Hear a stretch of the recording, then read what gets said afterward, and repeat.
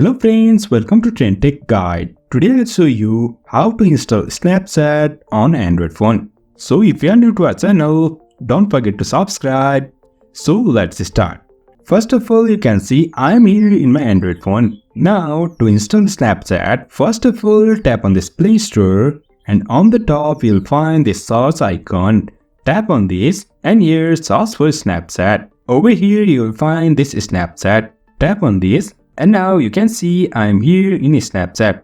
Now to install this, tap on this install. Now it's pending. That means it will start to download in a while. You can see the download is started. The download speed depends on your internet speed as well as your device performance. Now you can see it's downloaded on my phone. As soon as it is downloaded to our phone, it will be automatically installed on our phone.